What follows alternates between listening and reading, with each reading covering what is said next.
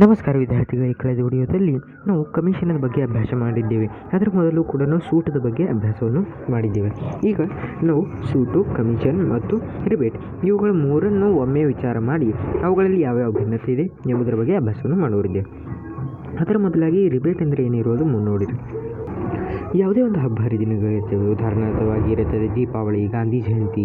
ಇಂತಹ ಸಮಯದಲ್ಲಿ ಯಾವಾಗಿರುತ್ತದೆಯೋ ಆಗ ಕೆಲವು ವಸ್ತುಗಳ ಮೇಲೆ ಅಲ್ಲಿ ಸೂಟನ್ನು ಕೊಡಲಾಗುತ್ತದೆ. ಉದಾಹರಣೆಗೆ ಗಾಂಧಿ ಜಯಂತಿ ನಿಮಿತ್ತವಾಗಿ ಖಾದಿ ಬಟ್ಟೆಗಳ ಮೇಲೆ ಸೂಟನ್ನು ಕೊಡಲಾಗುತ್ತದೆ. ಏಕೆಂದರೆ ಗಾಂಧೀಜಿಯವರು ಖಾದಿಯ ಬಟ್ಟೆಗಳನ್ನು ತೊಟ್ಟುಕೊಳ್ಳುತ್ತಿದ್ದಾರೆ. ಸಲುವಾಗಿ ಖಾದಿಯ ಬಟ್ಟೆಗಳ ಮೇಲೆ ಅಲ್ಲಿ ಸೂಟನ್ನು ಕೊಡಲಾಗುತ್ತದೆ. ಮತ್ತು ಇಂತಹ ಸಮಯದಲ್ಲಿ ಆ ಮುದ್ರಿತ ಬೆಲೆಗಿಂತ ಅಲ್ಲಿ ಸೂಟನ್ನು ಕೊಟ್ಟು ಅದರ ಮುದ್ರಿತ ಬೆಲೆಗಿಂತ ಕಡಿಮೆ ಬೆಲೆಯಲ್ಲಿ ಮಾರಾಟ ಮಾಡಲಾಗುತ್ತದೆ. ಮತ್ತು ಈ ಮಾರಾಟ ಮಾಡುವಾಗ ಈ ಮಾರಾಟವನ್ನು ಯಾವಾಗ ಮಾಡ್ತಾರೆ, ಆಗ ಆ ಗ್ರಾಹಕರು ಯಾವ ಮಾರಾಟಗಾರರು ಇರ್ತದೆ ಅವರಿಗೆ ಯಾವ ಹಾನಿಯಾಗಿರುತ್ತದೆ ಅದು ಸರ್ಕಾರವು ಕೊಡುತ್ತದೆ, ಅದು ಸರ್ಕಾರದಲ್ಲಿ ಕೊಡುತ್ತದೆ. ಆದರೆ ಕೆಲವು ನಿಯಮಗಳನ್ನು ಪಾಲಿಸಬೇಕಾಗುತ್ತದೆ. ಆಗ ಅದನ್ನು ಆ ಹಣವನ್ನು ಅಲ್ಲಿ ಸರ್ಕಾರವು ಕೊಡುತ್ತದೆ.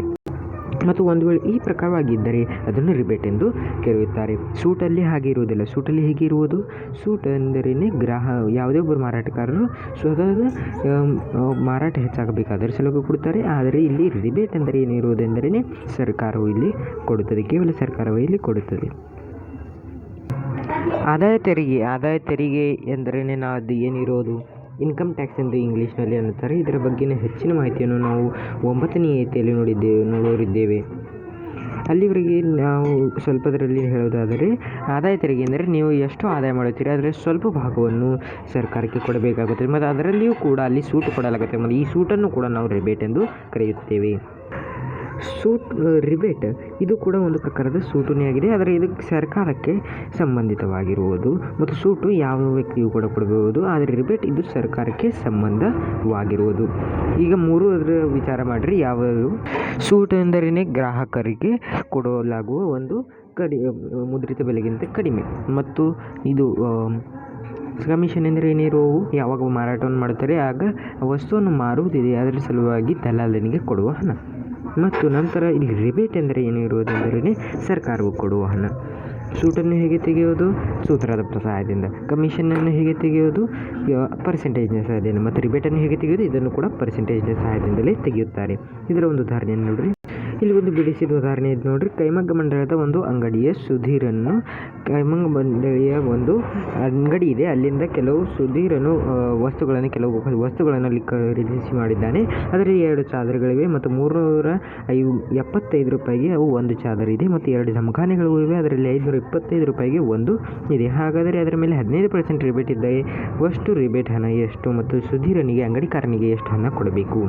ಮೊದಲಾಗಿ ಇಲ್ಲಿ ಚಾದರಗಳ ಒಟ್ಟು ಬೆಲೆ ಎಷ್ಟಾಗುವುದು? 375ಕ್ಕೆ ಒಂದು ಎಂದರೆ 2 ಕೂಡ 2ರ ಬೆಲೆ 750. 525ಕ್ಕೆ ಒಂದು ಜಮಖಾನೆ ಎಂದರೆ 2ರ ಬೆಲೆ 1050. ಇವು 2ರ ಬೆಲೆ ಎಷ್ಟಾಯಿತು? 750. ಅದಕ್ಕೆ 1050. 2ರ ಕೂಡಿ ಎಷ್ಟಾಗುವುದು ಎಂದರೆ 1800 ರೂಪಾಯಿ ಒಟ್ಟು ಆಗುವುದು. ಆದರೆ ಅದರ ಮೇಲೆ 15% ರಿಬೇಟ್. ಅದರ ಸಲುವಾಗಿ 15 ಛೇದ 00 ಕ್ಯಾನ್ಸಲ್, ಇಲ್ಲಿ 00 ಕ್ಯಾನ್ಸಲ್. 15 ಗುಂಡ್ಲೆ 18 ಎಷ್ಟಾಗುವುದು? 270. 270 ರೂಪಾಯಿಲಿ ಒಟ್ಟು ರಿಬೇಟ್ ಆಗುವುದು. ಮತ್ತು ಅಷ್ಟು ಹಣ ಸುಧೀರನ್ನು ಅಂಗಡಿಕಾರನಿಗೆ ಕೊಡುವುದೇ ಹೇಗೆ ತೆಗೆಯುವುದೇ? ಇಲ್ಲಿ 1800 ಹೊಸ 270 ರೂಪಾಯಿ, ಇವುಗಳಲ್ಲಿ 1530 ರೂಪಾಯಿ ಅಂಗಡಿಕಾರನಿಗೆ ಸುಧೀರನು ಕೊಡಬೇಕಾದ ಹಣವಾಗಿದೆ. ಈ ಪ್ರಕಾರವಾಗಿ ನಾವು ರಿಬೇಟ್ ಎಂದರೆ ಏನಿರುವುದು, ಕಮಿಷನ್ ಎಂದರೆ ಏನಿರೋದು ಮತ್ತು ಸೂಟ್ ಎಂದರೆ ಏನಿರುವುದು ಇವು ಮೂರರ ಬಗ್ಗೆ ಇಲ್ಲಿ ಚರ್ಚೆಯನ್ನು ಮಾಡಿದ್ದೇವೆ.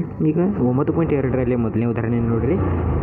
ಏನಿದೆ ಎಂದರೆ ಜಾನ್ ಒಬ್ಬ ವ್ಯಕ್ತಿಯಿಂದ ಆ ವ್ಯಕ್ತಿಯು 4500 ರೂಪಾಯಿಯ ಬೆಲೆಯ ಪುಸ್ತಕಗಳನ್ನು ಮಾರಾಟ ಮಾಡಿದ್ದಾನೆ. ಮತ್ತು ಅಲ್ಲಿ ಅವನು 15% ಕಮಿಷನ್ಗೆ ಅವನಿಗೆ ದೊರೆಯುತ್ತದೆ. 4500 15% ಕಮಿಷನ್ ಅವನಿಗೆ ದೊರೆತಿದ್ದರೆ ಅವನಿಗೆ ಜಾನ್ಗೆ ದೊರೆಯುವಷ್ಟು ಕಮಿಷನ್ ಎಷ್ಟು? ಮತ್ತು ಈ ಕಮಿಷನ್ ತೆಗೆಯುವ ಸಲುವಾಗಿ ಈ ಚೌಕಟ್ಟುಗಳ ಇವುಗಳನ್ನು ಇಲ್ಲಿ ತುಂಬಿರಿ ಎಂದು ಹೇಳಿದ್ದಾರೆ. ನೋಡಿರಿ, ಪುಸ್ತಕದ ವಸ್ತು ಬೆಲೆ ಎಷ್ಟಿದೆ? 4500 ರೂಪಾಯಿ. ಕಮಿಷನ್ ದರ ಎಷ್ಟಿದೆ? 15%, ಶೇಕಡ 15. ಮತ್ತು ದೊರೆತ ಕಮಿಷನ್ ಎಷ್ಟಾಗೋದು? 15 ಛೇದ 100 ಗುಂಡ್ಲೆ 4500. ಈ ಶೂನ್ಯ ಇಲ್ಲಿ ಕ್ಯಾನ್ಸಲ್ ಆಗಿದೆ. ನೋಡಿರಿ, ಕ್ಯಾನ್ಸಲ್ ಆದ ನಂತರ ಇಲ್ಲಿ ಉಳಿಯುವುದು 15 ಗುಂಡ್ಲೆ 45. 15 ಗುಂಡ್ಲೆ 45ರ ಬೆಲೆ ಬರುವುದು 675. ಅದರ ಸಲುವಾಗಿ ಇಲ್ಲಿ ಕಮಿಷನದ ಬೆಲೆ ರೂಪಾಯಿ, ಕಮಿಷನದ ಹಣ ಒಟ್ಟು 6 ರೂಪಾಯಿ ಇಲ್ಲಿ ಆಗುವುದು. ಈ ಪ್ರಕಾರವಾಗಿ ನಾವು ಇಲ್ಲಿ 9.2ರಲ್ಲಿ ಮೊದಲನೇ ಉದಾಹರಣೆಯನ್ನು ನೋಡಿದ್ದೇವೆ. ಮುಂದಿನ ವಿಡಿಯೋದಲ್ಲಿ ನಾವು ಇದರ ಉಳಿದ ಉದಾಹರಣೆಗಳನ್ನು ನೋಡುವ. ಅಲ್ಲಿವರೆಗೆ ನೀವು ಅಭ್ಯಾಸವನ್ನು ಮಾಡಿರಿ.